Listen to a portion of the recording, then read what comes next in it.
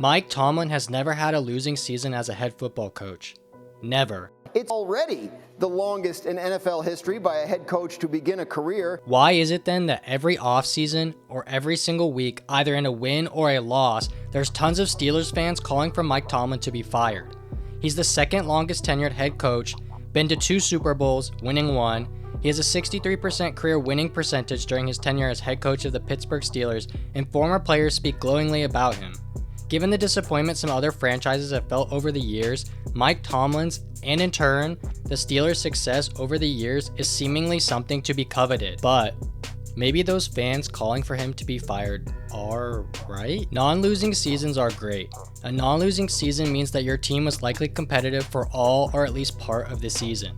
But a non-losing season can be misleading. Take the year after the Steelers won Super Bowl 43 in 2008, beating the Arizona Cardinals in one of the greatest Super Bowls of all time.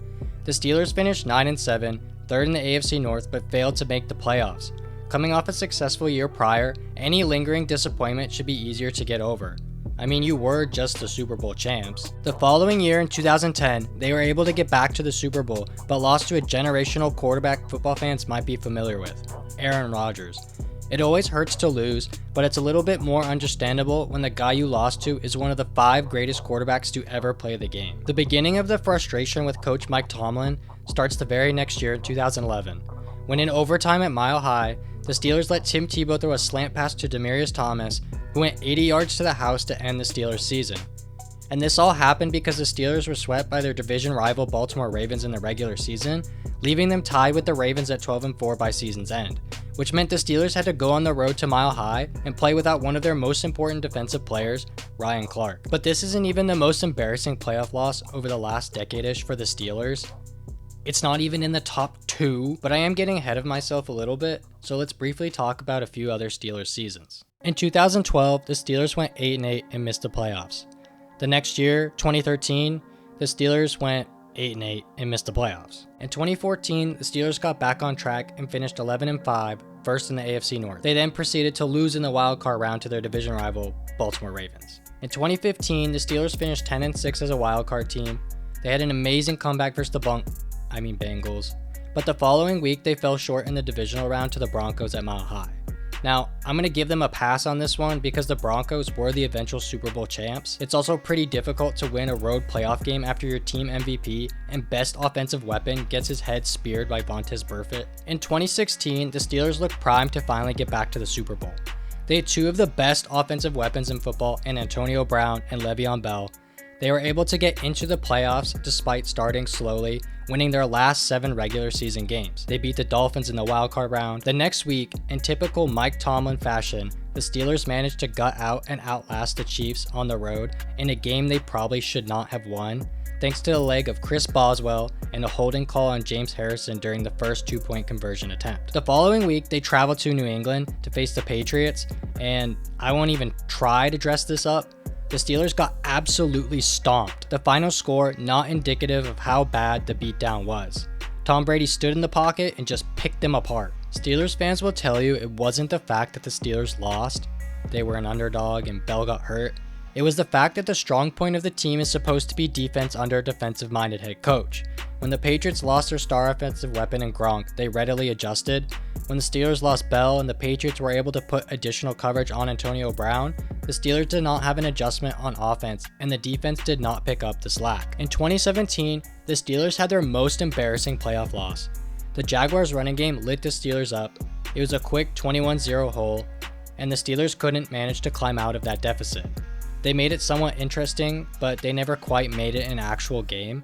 The defense couldn't get a stop, and the offense made the game look closer than it actually was, scoring with under a minute to go to cut the lead down to 3. In 2018, the Steelers started the season by tying with the Browns in Week 1. They were then able to get to a record of 7-2-1 heading into Week 12. To finish the season, they then went 2-4 in their last 6 games, spending their last moments of the season watching in agony on the big screen at Heinz Field as Baker Mayfield was stopped short of leading a 4th quarter comeback against the Ravens, eliminating the 9-6-1 Steelers from playoff contention. 2019 was one of those seasons where Mike Tomlin got way more out of way less. His starting quarterbacks were Mason Rudolph and a guy named Duck Hodges. Big Ben tore his UCL in week 2 and had season-ending surgery. This was the first time in years it seemed like the Steelers were down for the count and would be picking in the top 5 of the NFL draft. Instead, anchored by TJ Watt and Mike Tomlin, the Steelers managed to get to a record of 8-8, preserving the no-losing season streak. I said 2017 was the most embarrassing playoff loss in Steelers history,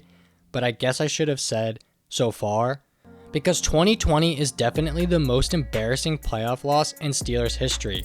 The Steelers started the season 11-0, but finished 12-4, barely managing to win one game in their final 5 to squeak out winning the AFC North. They hosted the 6-seeded Browns and proceeded to lose the game in the first quarter, going down by 28 points, unable to recover. It was the first time since 2003 the Steelers failed to beat the Browns while being the home team.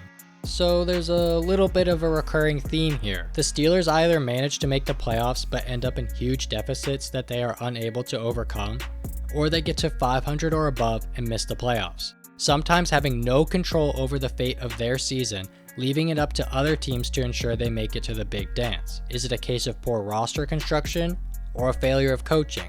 Some Steelers fans would point to the guy in charge. Upon hearing this, Mike Tomlin would just break out one of his patented Tomlinisms, which would infuriate the section of Steelers fans who call for Tomlin's firing. The media love these Tomlin phrases because they are great sound bites. Standard is the standard. That's our motto, that's our creed, that's our approach, but it's just words.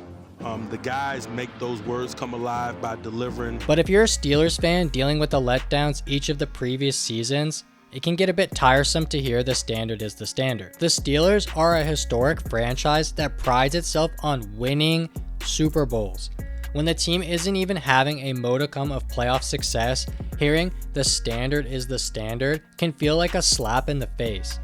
Even though Coach Tomlin is talking about taking the correct approach to preparation, that fact is lost in translation when the team isn't performing at the level the fans believe it should be. The Coach Tomlin frustrations result at the point where reality fails to meet expectation. As head coach of the Pittsburgh Steelers, the expectation is always going to be winning the Super Bowl, regardless of the challenges the team might face. Hell, if the Steelers roster was composed of 5th graders, Steelers fans would still expect Coach Tomlin to at least get them to the playoffs. It would be accurate to describe Mike Tomlin as someone who does more with less. Just look at the 2019 season.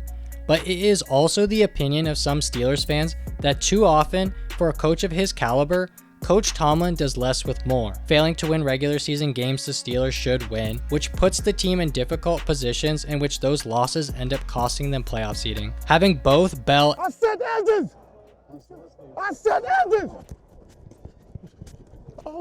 and Brown at the same time but failing to at least get back to the Super Bowl. Having a perennial All-Pro, Hall of Famer, Defensive Player of the Year in TJ Watt, in combination with a defense that has led the league in total sacks almost every year, but failing to have any shred of playoff success in the last few years, these criticisms hold some weight. But to fully understand the lack of accomplishment, one needs to look at context. I want you, the viewer, but especially Steelers fans, to go back and pick a season where you believe the Steelers had a legitimate chance to win the Super Bowl. When I look back retroactively at the past decade or so of NFL football, I only see one year the Steelers could have legitimately won the Super Bowl, knowing what we know now. In 2017, if Ryan Shazier, the quarterback of that Steelers defense, hadn't had his unfortunate injury, if the NFL hadn't been hung up on what a catch was and ruled that Jesse James' catch, yes, I said it, catch, a no catch, the Steelers would have had a legitimate shot to challenge the Eagles in the Super Bowl.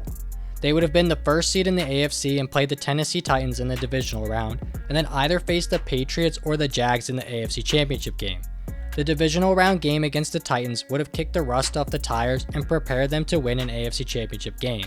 And then anything can happen in a Super Bowl. It's like an NBA Game 7. Ultimately, Steelers fans' concerns should not be with Coach Tomlin. The players love Coach Tomlin, and rightfully so.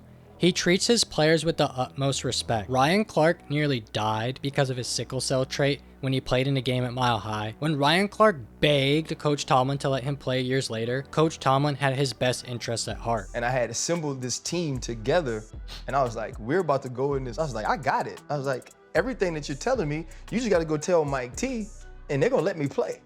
You know, and so we assembled this team, man, and we're sitting there. It's me, it's Young, my doctors, all of us, and we're like, we can do this. Like, we could get this done, Mike T. Like, I can go play. And man, we like 5 minutes through the spiel. I had 30 minutes for him. That was good. And he stops in the middle, and he said something to me, man, that I'll always be grateful for. He was like, if you were my kid, I wouldn't even be having this conversation. The organization in totality needs to make some changes. There's no excuse for a prestigious organization like the Steelers to be ranked as low as they are in all of these categories. Head football coaches are often called leaders of men. Mike Tomlin is in a unique category. Mike Tomlin isn't a leader of men because he is a head football coach.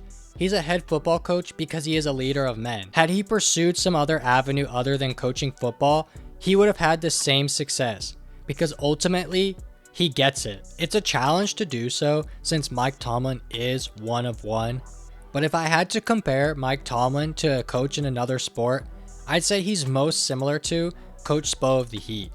Highly successful with or without elite talent, able to develop and foster a good culture, gets the most out of his players, and an advocate for his players within the game of football and outside of it. Not every head football coach is going to look out for his players the same way that Coach Tomlin does. He treats his players like family and accepts the responsibility of putting them in the best position to succeed on the field as well as off of it. In a sport and business as cutthroat and unforgiving as football, Steelers fans should be proud to have Mike Tomlin as the focal leader of the team that they root for every Sunday. He embodies what it means to be a Pittsburgh Steeler, and Steelers fans should cherish him while they can, because the grass isn't always greener.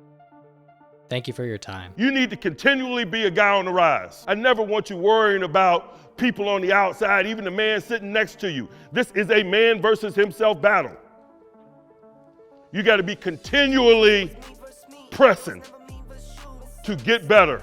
Gotta beat those eyes. That's understood. It was always me versus me. It was never me versus you.